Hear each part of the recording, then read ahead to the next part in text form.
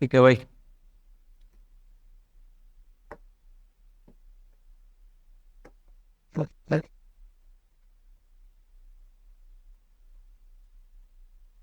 सरस्वते नमः।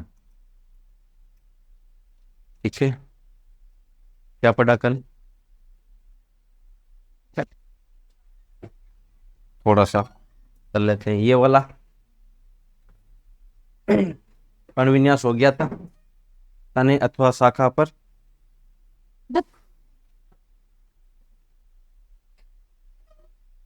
आगे देखो, आगे क्या है अगला?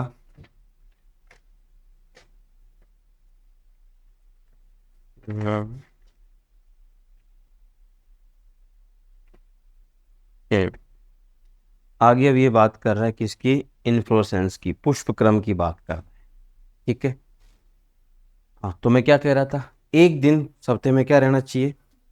भूखा रहना चाहिए।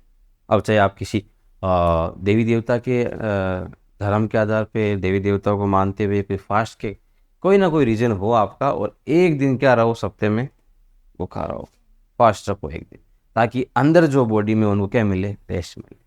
थोड़ा सा उनके ऊपर रहम करो। और तो क्या है, जब से आए हो इस दुनिया में तब से चक्की चली रही है, रोको उसको। ठीक है। तो अभी ये हमारे पास जो आज से स्टार्ट हो रहे हैं, जैसे नवरात्र 9 दिन चलते हैं, तो 9 दिन लोग 9 दिन फास्ट रखते हैं। मैं भी रखता हूँ, लेकिन अखंड नहीं रखता हूँ। 9 दिन चलता है मेरे, लेकिन अखंड नहीं है। एक टाइम वो भोजन प्रसाद ग्रहण कर लेते हैं। बाकी एक दिन तो कम से कम रहो, जहाँ तक मेरा मानना हो। ठीक है। अब इसमें बता रखा है हमारे पुष्प क्रम की बात कर रहे हैं। किसकी? पुष्प क्रम। हाँ, पुष्प क्रम यानी इन्फ्लोरेसेंस। पुष्प किस क्रम में लगे? नाम से पता चल रहा है आप कि पुष्प किस क्रम में लगे हुए हैं। ठीक है।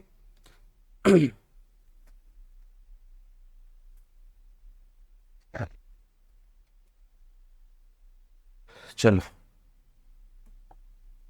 हेडिंग लगाओ, पुष्प क्रम, इन्फ्लोरेसेंस।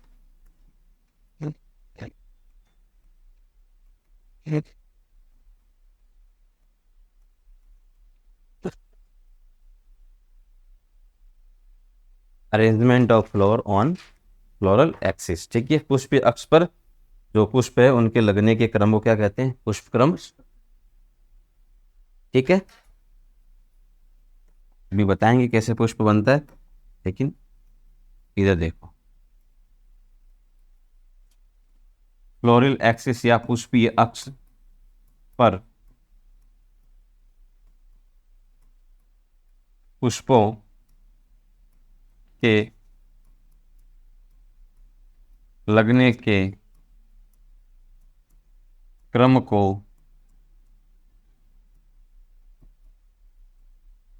पुष्प क्रम कहते हैं। ठीक है भाई, कि arrangement of floor on floral axis, पुष्पीय अक्ष पर पुष्पों के लगने के क्रम को क्या कहते हैं? पुष्प क्रम कहते हैं। अब ये पुष्प कैसे बनता है बताओ? क्या हो गया, पता है क्या कैसे बनता है? कहां से डेवलप होता है फ्लोर? पुष्प कहां से विकसित होता है? ये बोलो, ऐसे मत करो। देखो, कौन सी कलिका?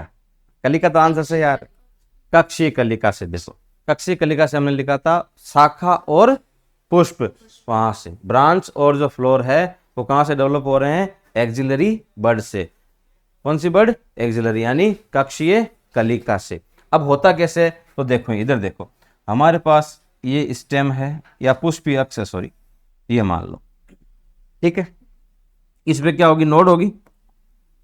ये नोड है, ये नोड है, ये नोड है, ये नोड है। ठीक। अब जब पुष्प बनना होता है तो कई बार क्या होता है, शाखा नहीं बन के वो किस में बदल जाता है? पुष्प में बदल जाता है।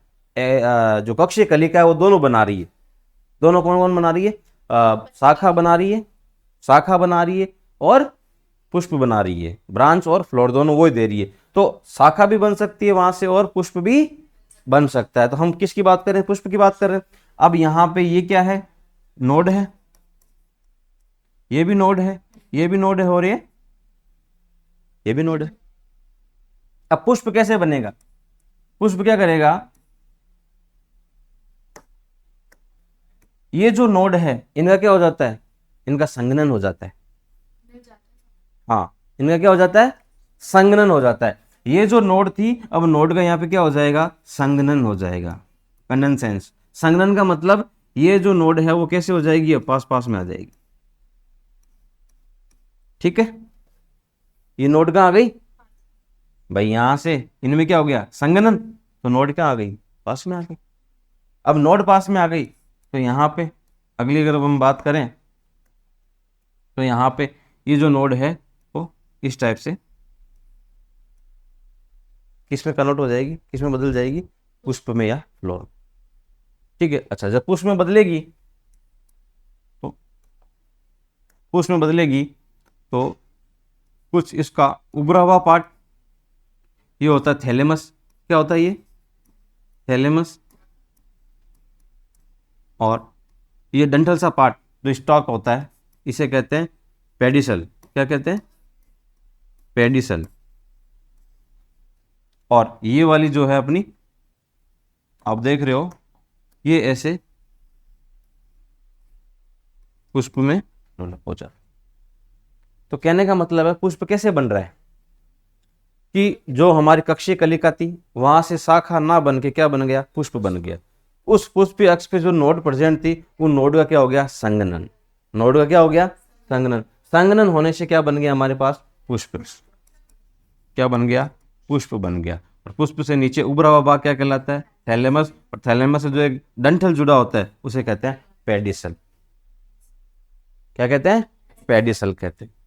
आ रहा है समझ में कि पुष्प कैसे बनता है, पुष्प कैसे बनता है, यह आपको पता होना चाहिए। नोट करो इसको, डेफिनेशन और इसको नोट करो।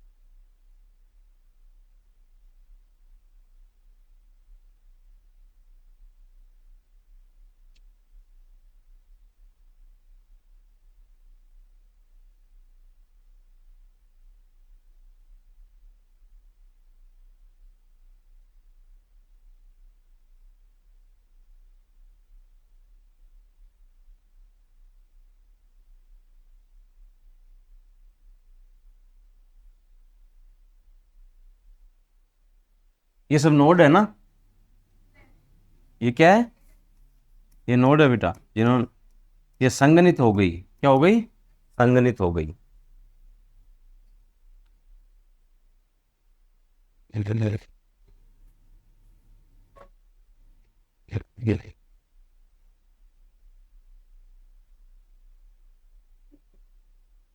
आगे इसमें लिख भी लो, बना लो, पहले बना लो, बना लो, जिन्होंने नहीं बनाया वो बना लो।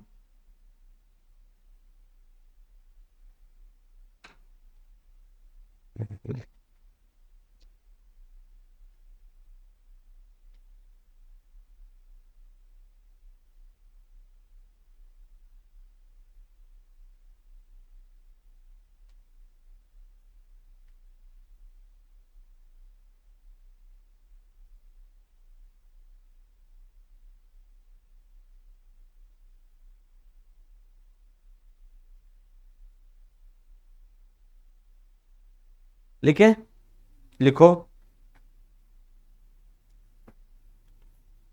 पुष्प, पुष्प कक्षीय, कक्षीय कलिका से विकसित होता है। पुष्प कक्षीय कलिका से विकसित होता है और किसके द्वारा? नोड के संघनन के द्वारा। पुष्प कक्षीय कलिका से विकसित होता है नोड के संघनन के द्वारा। नोड के संघनन के द्वारा। नेक्स्ट पॉइंट, नोड लिखो। नोड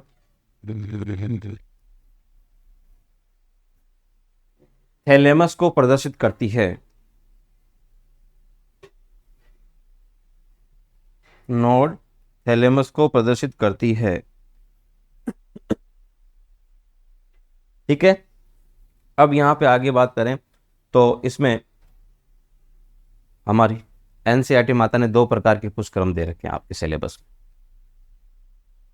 2 प्रकार के पुष्पक्रम दे रखे हैं। ठीक है, वो है एक तो 80 मार्क्स की, एक है 80 मार्क्स की। क्या ये तो पुष्पक्रम की डेफिनेशन हो गई आपकी। ये हो गया पुष्प का निर्माण। क्या हो गया?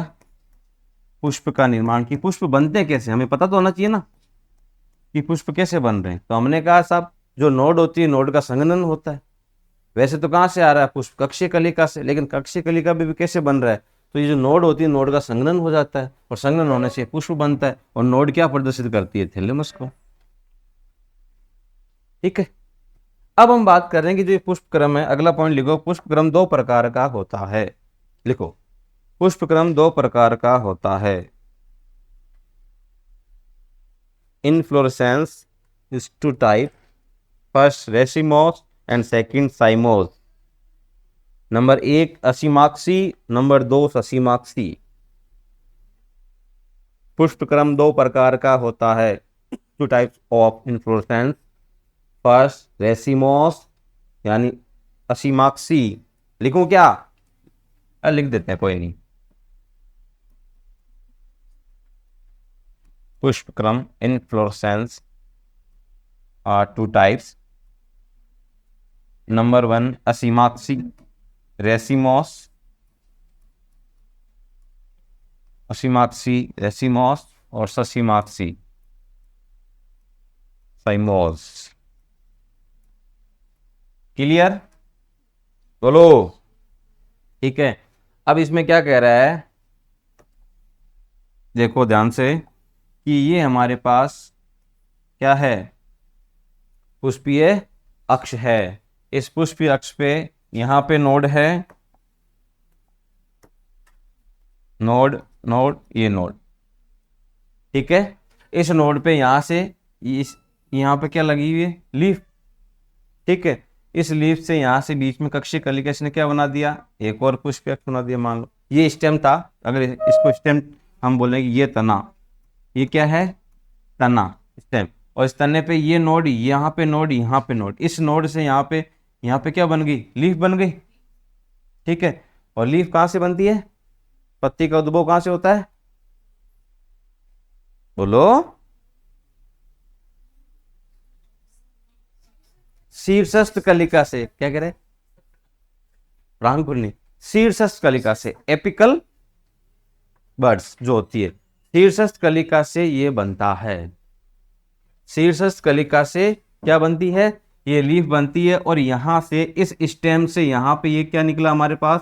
इसको कहते हैं फ्लोरल एक्सिस। ये हो गया पुष्पीय अक्ष। क्या हो गया? पुष्पीय अक्ष। मतलब वहां से निकला फ्लोरल एक्सिस और ये पुष्पीय अक्ष। अब इस पुष्पीय अक्ष पे फिर से क्या होगी? नोड होगी। क्या होगी? नोड होगी। तो जो रेसिमोस हमारे पास इन्फ्लोरेसेंस है या असीमाक्षी जो पुष्पक्रम है, ये क्या करता है? ये अनियमित वृद्धि करता है। क्या करता है? ये अनियमित वृद्धि दर्शाता है। किसमें किसमें होती है अनियमित वृद्धि?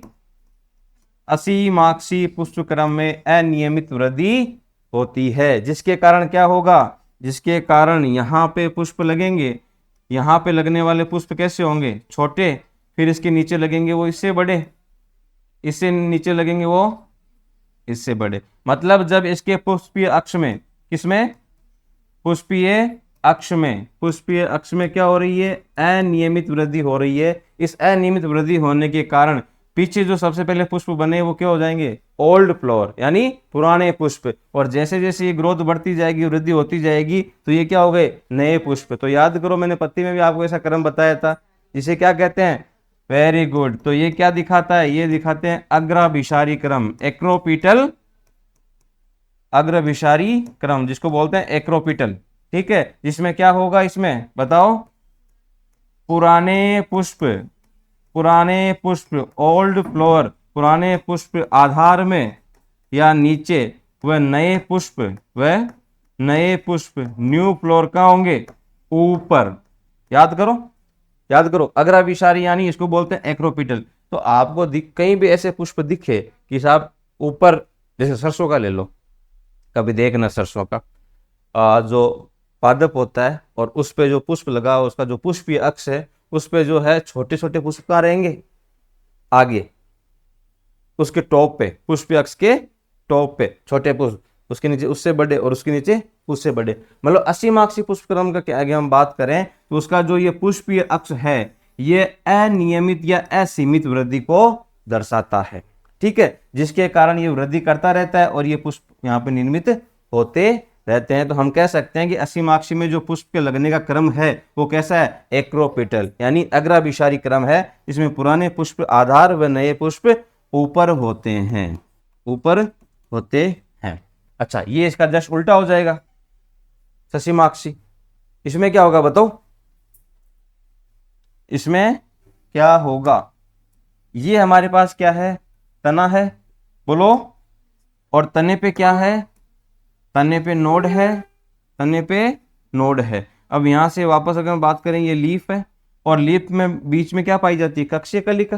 ठीक है, कक्षीय कलिका से यहाँ पे ये बन गया हमारे पास पुष्पीय अक्ष। क्या बन गया, ये बन गया फ्लोरल एक्सिस, पुष्पीय। अब यहाँ पे क्या होता है ससीमाक्षी में, जो पुष्पीय अक्ष का टॉप भाग होता है वहां उसके सीड्स पर क्या लग जाता है, उसके सीड्स पर पुष्प लग जाते हैं साहब। क्या लग जाते हैं, पुष्प लग जाते हैं, उसके सीड्स पे पुष्प लग जाते हैं, जिसके कारण इसकी जो वृद्धि है वो क्या हो जाती है, रुक जाती है, जिसके कारण इसकी वृद्धि रुक जाती है। मतलब ससीमाक्षी यानी साइमोज जो पुष्प क्रम है, उनकी जो पुष्पीय अक्ष है, उनके शीर्ष पर क्या आ जाते हैं, पुष्प लग जाते हैं। पुष्प लगने के कारण उनकी जो वृद्धि है पुष्पीय अक्ष की, वो क्या होती है, रुक जाती है, सीमित होती है। मतलब हम लिख सकते हैं कि इसके यहाँ पुष्पीय अक्ष पर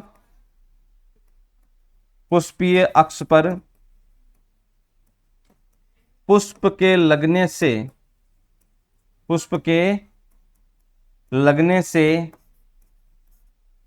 पुष्पीय अक्ष की वृद्धि रुक जाती है। आ रही बात समझ में। अगला चीज, इधर से इसके साइड में पार्श्व में अगर पुष्प लगेंगे, वहां पर भी वही कंडीशन है, यहां पे क्या लग गई, पुष्प, फिर यहां पे लगेंगे इस टाइप से। तो ये आपको दिख रहा है उसका जस्ट उल्टा। इसमें जो पुराने पुष्प वो कहां पे है, ऊपर, और जो नए पुष्प वो कहां पे है, नीचे है। ठीक है, तो इसे हम लिख सकते हैं कि इसमें पुष्पों के लगने का क्रम क्या होता है, तलाभिसारी क्रम। क्या होता है, इसमें पुष्प तलाभिसारी क्रम में लगते हैं।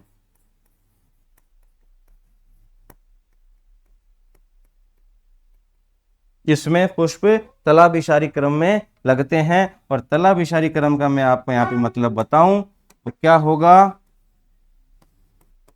नए पुष्प आधार पर, जबकि पुराने पुष्प, हाँ, पुराने पुष्प, अरे क्या लिखा दिया, ऊपर होते हैं, आधार पे नहीं, नए पुष्प आधार पर है। हाँ, तो पुराने पुष्प ऊपर होते हैं, पुराने पुष्प ऊपर होते हैं। तो ये हो गया ससीमाक्षी पुष्पक्रम। समझ में आ रहा है क्या, पुष्पक्रम दो प्रकार का, 2 types of inflorescence. First racemose यानी असीमाक्षी, सेकंड साइमोस यानी ससीमाक्षी। असीमाक्षी में साहब जो पुष्प अक्ष है, जो फ्लोरल एक्सिस है, वो क्या कर रही है? अनियमित वृद्धि, असीमित वृद्धि दर्शा रही है। ठीक है, और इसमें जो पुष्प लगते हैं वो किस क्रम में लगते हैं? अग्राभिसारी क्रम में लगते हैं। किस क्रम में लगते हैं? अग्राभिसारी क्रम में लगते हैं। इसका जस्ट इधर उल्टा हो जाएगा। इसमें जो पुष्पीय अक्ष है उसके शीर्ष पर क्या लग जाते हैं? पुष्प लग जाते हैं। हाँ, जिससे फ्लोरल एक्सिस की जो ग्रोथ है वो क्या हो जाती है? रुक जाती है, वृद्धि रुक जाती है। और इसमें पुष्प जो है वो तलाभिसारी क्रम में लगते हैं। किस क्रम में लगते हैं? तलाभिसारी क्रम में लगते हैं, जिसमें नए पुष्प कहाँ हैं? और हाँ, आधार पर या नीचे, और पुराने पुष्प ऊपर। आया समझ में? अब छाप दो इसको, अब छाप दो।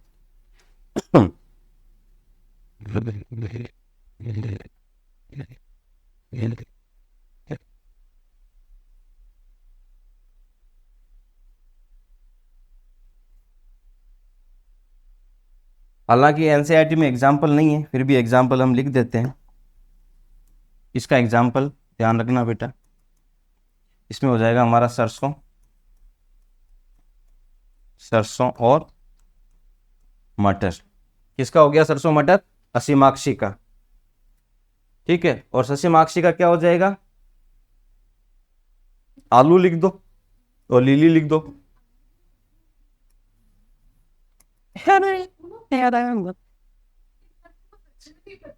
सोलेनेसी में आलू आता है ना, आलू और हाँ, आलू हो गया, और क्या लिख सकते हो इसमें? लिली ले लो, लिलियसी।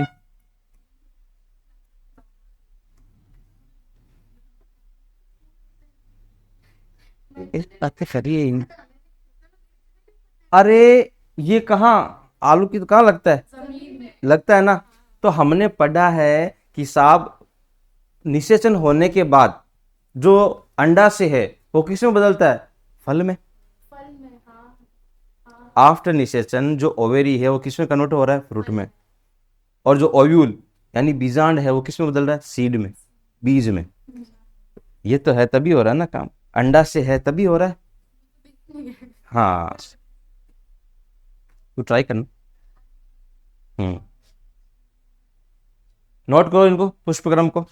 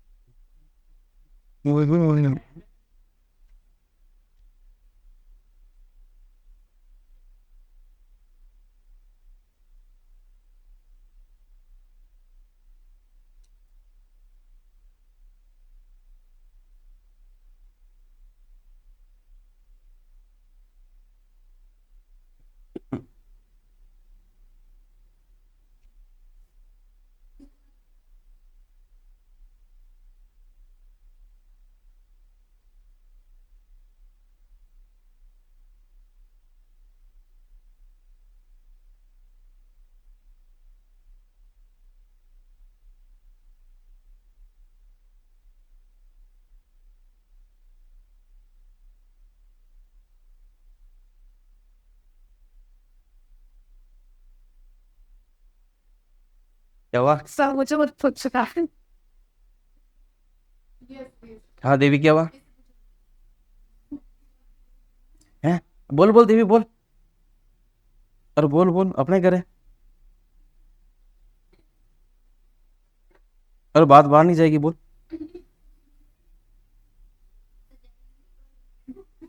हाँ हाँ, नहीं कर कर देंगे, ऐसा कुछ नहीं, अगर देवी बोलेगी तो। हैं? हाँ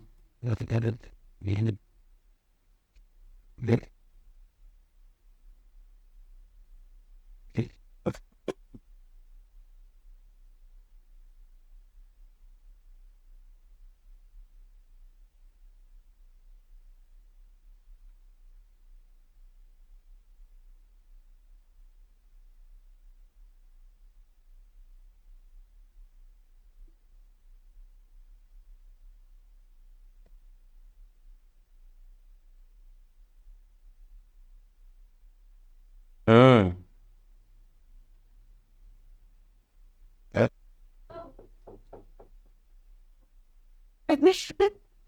कितना एक पेपर पता भी यार देखो प्लीज सर जाओ। ओहो, very good Devi, I am proud of you कि मेरे ऐसे स्टूडेंट है, बताओ। अच्छा, ये ऐसे मतलब, हाँ, वास्तव में पेपर कितने पेड़ कटते हैं, सेलुलोज जो होता है पेड़ कटते हैं। हाँ, वेरी गुड वेरी गुड। ये तो मैं दिखाना चाहूंगा लाइव मेरे यहाँ वीडियो, पेपर बचाने की टेक्निक। पेपर बचेंगे तो पेड़ बचेंगे भाई। हाँ, थैंक यू देवी।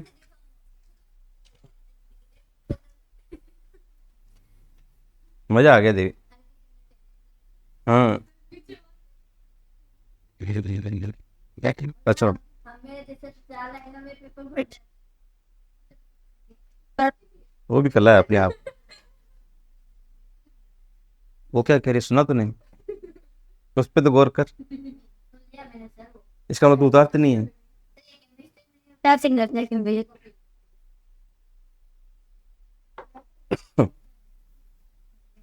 मर गई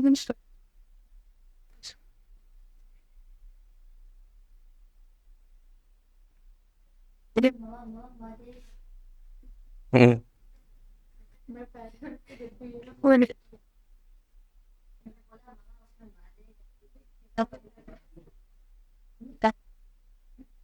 जब मैं पेट बॉक्स इसके चक्कर में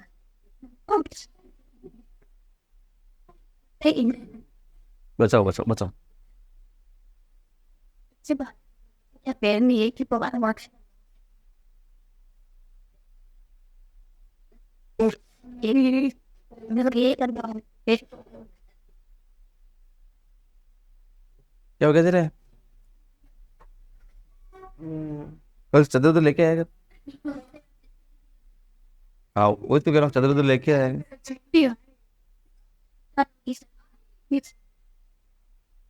हाँ भाई, चले आगे। हो गया ना पुष्पक्रम? देखो, अब हम बात करते हैं फ्लोर की, पुष्प की। फ्लोर, पुष्प, ठीक है। तो हमें पता है जो फ्लोर है वो क्या है, मॉडिफाई शूट है भाई। मॉडिफाई शूट यानी एक रूपांतरित पर्रो है। क्या है? मॉडिफाई शूट, या यह है, हाँ, रूपांतरित पर्रो है। शूट यानी पर्रो, पढ़ा था हमने। मॉडिफाई यानी रूपांतरित, तो फ्लोर क्या हो गया, पुष्प क्या हो गया, एक रूपांतरित पर्रो हो गया सब, ठीक है। अच्छा, ये पादप का क्या होता है, कौन सा अंग होता है? हाँ, लैंगिक अंग होता है। कौन सा होता है? लैंगिक अंग। यह है प्लांट का जो है सेक्सुअल रिप्रोडक्टिव पार्ट होता है, यह है पादप का, हाँ, जननांग। जननांग होता है। क्या होता है? जननांग होता है, ठीक है, जो लैंगिक जनन, ठीक है, लैंगिक जनन में भाग लेता है। अभी हम इसका जब डायग्राम बनाएंगे तो बात करेंगे कौन सा पार्ट इसका लैंगिक अंग वाला होता है, जनन में भाग लेता है। यहां तक समझ में आ गया पुष्प? और हमने पीछे अभी पढ़ा है कक्षीय कलिका से विकसित कहां से हो रहा है, यह है कक्षीय कलिका से। कक्षीय कलिका से, कक्षीय कलिका से विकसित, ये कक्षीय कलिका से विकसित होता है। आगे बात समझ, ठीक। अब हम इसमें बात करें, इसमें 4 चक्कर होते हैं, कौन कौन से होते हैं? इसमें 4 चक्कर होते हैं, 4 चक्र होते हैं, ठीक है। 4 चक्कर कौन कौन से हैं? सबसे बाहर की तरफ बात करें तो कैलिक्स है। सबसे बाहर कौन है? कैलिक्स। कैलिक्स के अंदर है कोरोला। कोरोला, ठीक। कोरोला के अंदर है पुमंग। कौन है? पुमंग। और पुमंग के अंदर कौन है? जायांग। तो इस क्रम को अगर मैं लिखूं तो इस क्रम को मैं लिख सकता हूं बाहर से अंदर की ओर, बाहर से अंदर की ओर, ये क्रम रहेगा भाई। कौन सा क्रम रहेगा? ये क्रम रहेगा। अगर मैं लिखूं अंदर से बाहर की ओर, अंदर से बाहर की ओर, तो कौन सा क्रम हो जाएगा बोलो? सबसे अंदर कौन है? जायांग। जायांग से बाहर कौन है? उमंग। उमंग से बाहर कौन है? कोरोला। कोरोला से बाहर कौन है? कैलिक्स। तो ये कई बार ऐसे क्वेश्चन पूछ लिया जाता है बेटा, इतने गरीब क्वेश्चन भी आ जाते हैं, ठीक है, जो हम सोच के नहीं जाते हैं कि साहब पुष्प का सबसे बाहरी भाग कौन सा होता है, बाहरी चक्कर कौन सा होता है, सबसे बाहरी चक्कर कौन सा होता है? कैलिक्स। कैलिक्स सबसे बाहरी चक्कर है ये, कैलिक्स। ध्यान रखना, सबसे बाहरी चक्कर पुष्प का ऐसे पूछा जाता है, कैलिक्स। अच्छा, सबसे अंदर वाला भाग पुष्प का, जायांग। ठीक, और ये क्रम पूछ लिया जाता है कि बाहर से अंदर की ओर व्यवस्थित कीजिए या अंदर से बाहर की ओर इसको व्यवस्थित कीजिए। अगर बात करें डायग्राम की, तो हमारे पास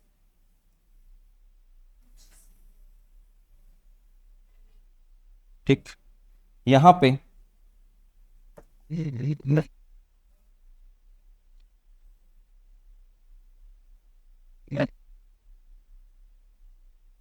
टाइप से, ठीक है, और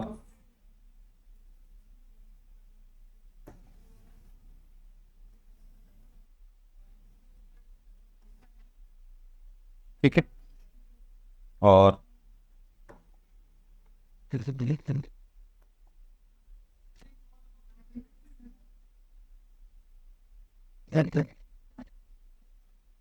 ठीक, अगर एक हम नॉर्मल फ्लोर की बात करें तो हम ऐसा दिखाई देता है।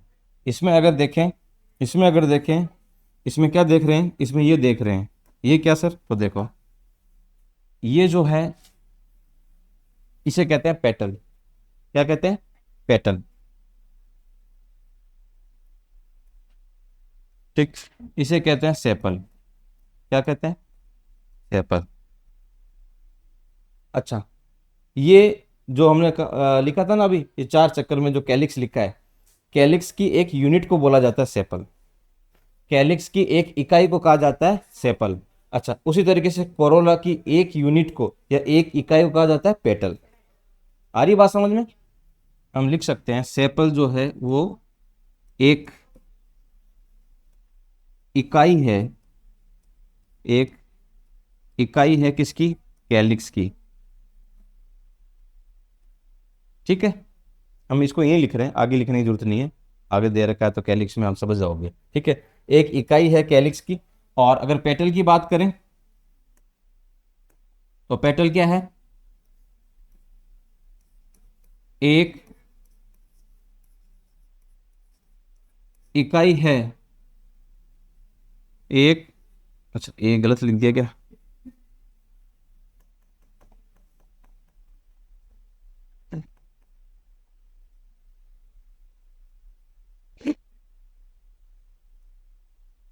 एक इकाई है किसकी? किसकी है एक इकाई? पेटल की, सॉरी कोरोला की। हाँ, पेटल एक इकाई है किसकी? कोरोला की। समझ में आ रहा है? तो ये हमने किसके लिए लिखा है? ये हमने लिखा है पेटल के लिए। ठीक है, और ये जो लिखा है ये किसके लिखा है? ये हमने लिखा सेपल के लिए। ये बात, तो सबसे बाहर वाला कैलिक्स होता है और कैलिक्स की एक इकाई को बोला जाता है सेपल। कैलिक्स के अंदर होता है क्या? कोरोला, और कोरोला की एक इकाई को बोला जाता है पेटल। आगे बात समझ में? ठीक है, आगे हम देख लेते हैं। ये जो है इसे बोला गया है व्रति काग्र। व्रति काग्र, स्टिग्मा।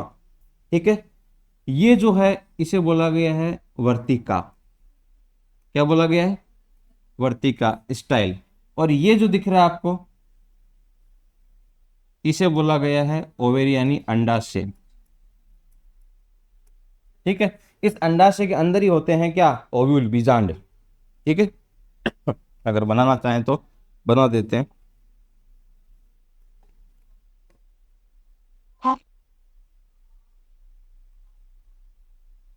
ठीक है, ये क्या होते हैं?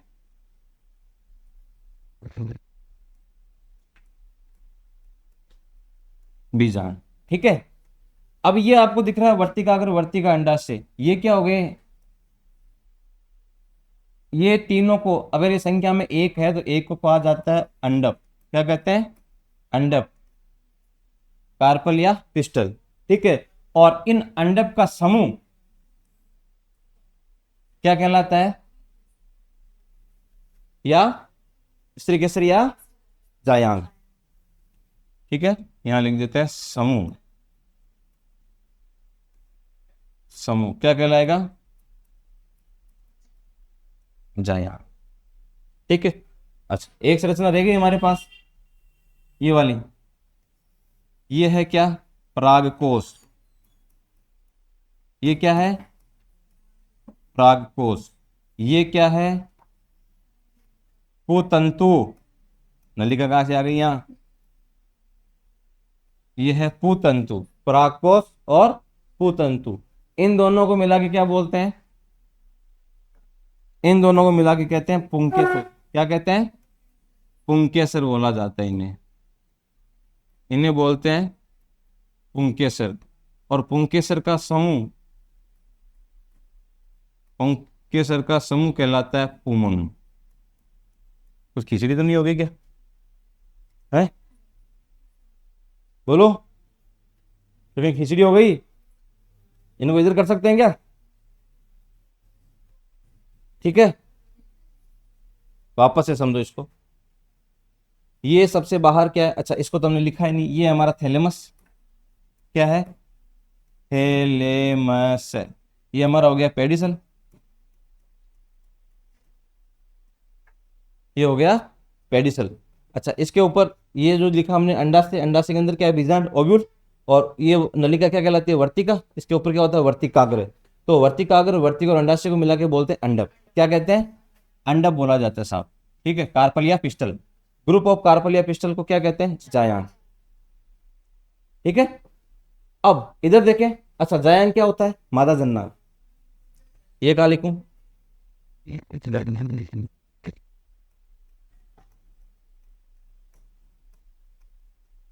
ये होता है मादा जन्नांग। और पुमंग क्या हो गया? हाँ, ये हो गया नर जन्नांग।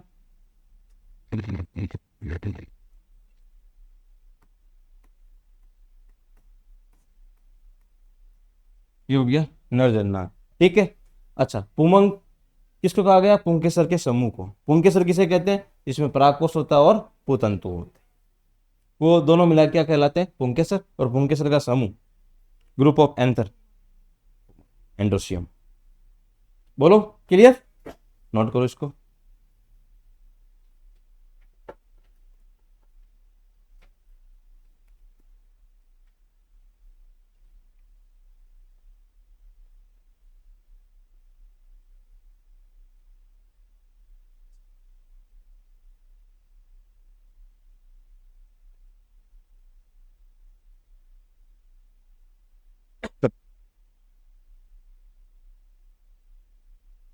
और काम की चीज इधर लिख दे क्या?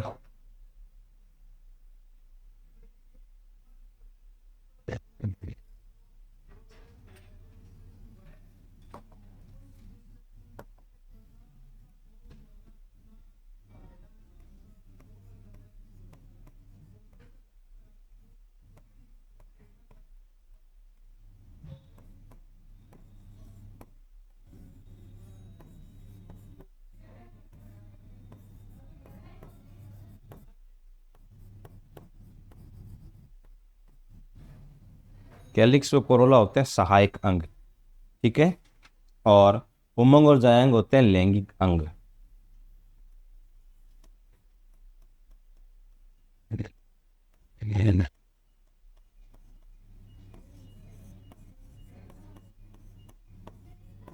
ये भी नोट कर लेना साथ में। सहायक अंग हो गए कैलिक्स व कोरोला, और लैंगिक अंग होंगे उमंग और जायांग। ये भी छाप लेना।